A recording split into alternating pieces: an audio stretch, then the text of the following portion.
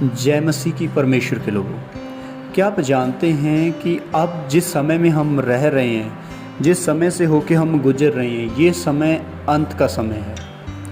बहुत सारे लोग आज भी प्रार्थनाओं के अंदर सिर्फ उन विषयों को रखते हैं कि प्रभु मुझे ये चाहिए, प्रभु मुझे ये चाहिए, आज मुझे ये दे दे, आज मुझे ये दे दे। दोस्तों, मैं आपसे बात करना चाहता हूँ कि इस अंत के समय में आज हमारी प्रार्थना क्या होनी चाहिए।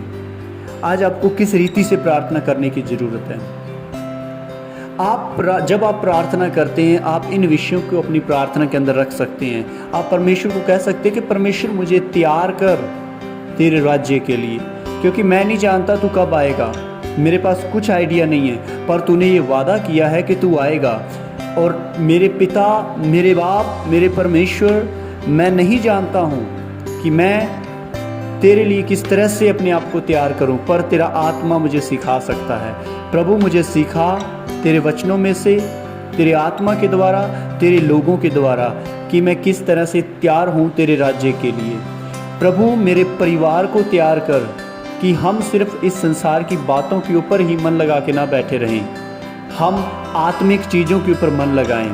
क्योंकि मेरे पिता, हम ये जानते हैं कि शरीर के ऊपर मन लगाना तो मौत है, आत्मा की बातों पर मन लगाना जीवन और अनंत जीवन है।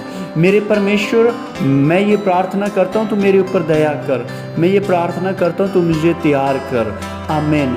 मेरे दोस्तों, मेरे भाई और बहनों, मैं आपसे कहना चाहता हूँ कि अगर इस समय के अंदर आपकी प्रार्थना आपको तैयार करने के लिए नहीं है, आपकी बाइबल रीडिंग आपको तैयार नहीं कर रही है, तो आप बहुत पीछे हैं।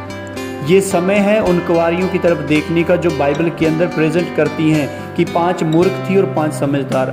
5 रेडी होके बैठी थी, तैयार होके बैठी थी, जो दूल्हा जब आया उसके साथ चली गई, और 5 मूर्ख थी जो तैयार नहीं थी। मैं कहना चाहता हूँ, आप अपनी प्रार्थनाओं के द्वारा, परमेश्वर के वचन की रीडिंग के द्वारा, बाइबल पढ़ने के द्वारा अपने आप को उस राज्य के लिए तैयार करें कि जब दूल्हा आए आपको वो तैयार पाए, मुझे वो तैयार पाए। क्योंकि यीशु मसीह इसीलिए मारा गया कि आप और मैं बचाए जाएं, कि ये परमेश्वर की इच्छा है।